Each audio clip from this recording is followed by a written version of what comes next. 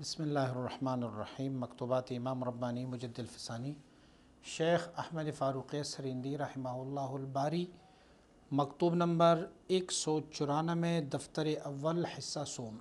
ये मकतूब शरीफ जनाब सदारत पना मीर सदर जहान साहब की तरफ सादर किया गया है। पै दर पै कई मकातीब इमाम रब्बानी मुजद्दिद अल-फ़सानी रहमतुल्लाह तआला ने वज़रा और मशीरों के नाम इरसाल फरमाए हैं, क्योंकि इन्हीं दौरान बादशाह की तब्दीली का वक्त हुआ था और बादशाह तब्दील हो के अब नया बादशाह आया था। पुराना बादशाह जो था अकबर बादशाह, वो जुल्म व ज़ियादती और बर्बरियत और कुफ्र व शिरक का शिकार रहा था।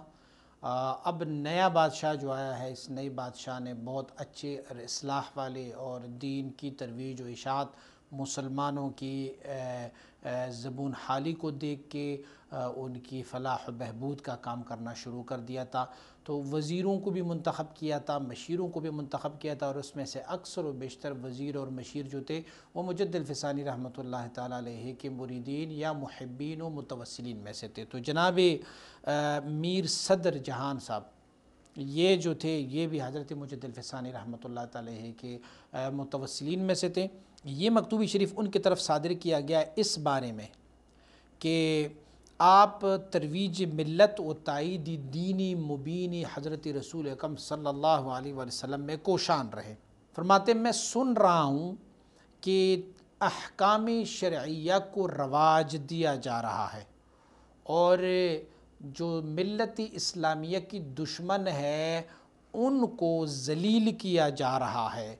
तो हम जैसे मातम ज़दा मुसलमानों के लिए ये बातें फ़रहत बख्श और रूह अफ़ज़ा है। जब हम सुनते हैं कि शरीयत को तरवीज दिया जा रहा है, मिल्लत इस्लामिया को तक़वियत दी जा रही है और अहले शिरक और कुफ्र को ज़लील और रस्वा किया जाता है, तो हम मुसलमानों के लिए ये फ़रहत बख्श और रूह अफ़ज़ा बातें सुनने को मिल रही हैं। और मुझे यकीन है कि जो मुक़्तदायान इस्लाम है, जो इस्लाम की मुक़्तदा है, वो भी सादात इज़ाम और उलमाए किराम हैं। हज़रत जनाब सदर जहान साहब और जो पहला मकतूब जिनके नाम लिखा गया है, दोनों सादात में से थे। तो मुजद्दिद रहमतुल्लाह तआला फरमाते चूँकि आप सादात भी है और उलमाए किराम भी है, तो फरमाते ये बात जब सय्यद और आलिम दीन जो है वो अगर दीन की तरवीज व इशाअत में कोशान रहेंगे, तो ये दीनी मतीन की तकमील और सिराती मुस्तकीम पर चलने का एक ज़रिया बन जाता है। जो हम जैसे फ़कीर और मस्कीन लोग होते हैं, हम क्या इसमें से लंबी लंबी सांसें ले। आप लोग हैं, आप सादात भी हो, उलमा भी हो, बुज़ुर्ग भी हो, तो जब आप वहाँ पर मौजूद होंगे तो मुझे क़वी यकीन है कि जो अहकाम शरइया जो हमारे पिछले वाली हुकूमत में तबाह व बर्बाद हो गए थे, अब दोबारा से उसकी तरवीज व इशाअत होंगे। मैंने ये बात सुनी है कि बादशाह इस्लाम ने इस वजह से कि वो ख़ुद उलमा और अहल इस्लाम से मोहब्बत रखते हैं, उन्होंने ये बात कही है कि मेरे मशीरों में उलमा को शामिल किया जाए। अल्हम्दुलिल्लाह सुब्हानहु अला ज़ालिक, कि बादशाह वक्त जो है वो उलमा को अपने मुसाहिबीन बना रहे हैं।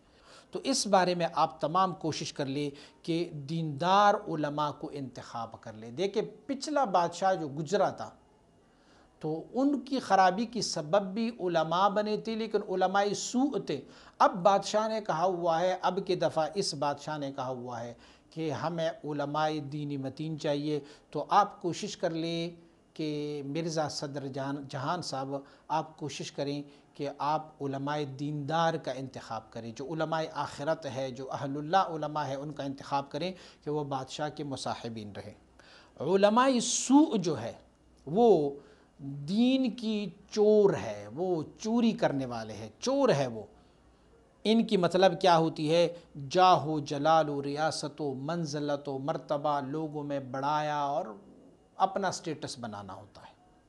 तो जो उलमाए सू होते हैं वो चंद पैसों के खातिर दीन की बदलने में देर नहीं करते।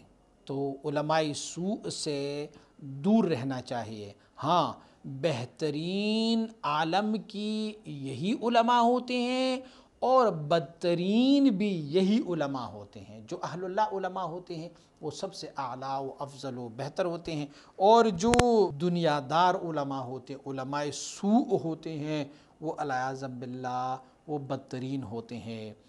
قیامت والے دن ان علماء کی کتابوں کی لکھے ہوئے جس سیاہی پر لکھتے ہیں، اس سیاہی کو اللہ کریم شہدائے فی سبیل اللہ کی خون کے مطابق وزن فرماتا رہے گا۔ سبحان اللہ۔ شر الناس شرار العلماء و خیر الناس خیار العلماء، حدیث طیبہ میں ہے۔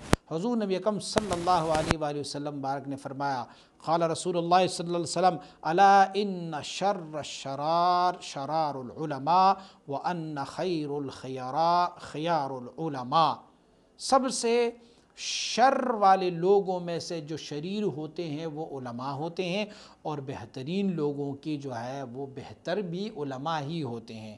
یہ سیوطی نے روایت کیا ہے، دارمی نے روایت کیا ہے جامع صغیر میں، اور بزار نے معاذ سے، اور فرمایا کہ یہ حدیث حسن ہے، اور اس حدیث کو مناوی نے بھی اسی لفظ پر روایت فرمائی ہے۔ معنی یہ ہے کہ جو علماء دنیا دار ہوتے ہیں، علماء سوء ہوتے ہیں، وہ تمام مخلوق کے بدترین لوگ ہوتے ہیں، اور جو علماء جو اہل اللہ ہوتے ہیں، اہل آخرت ہوتے ہیں، وہ تمام مخلوقات میں سب سے بہتر ہوتے ہیں۔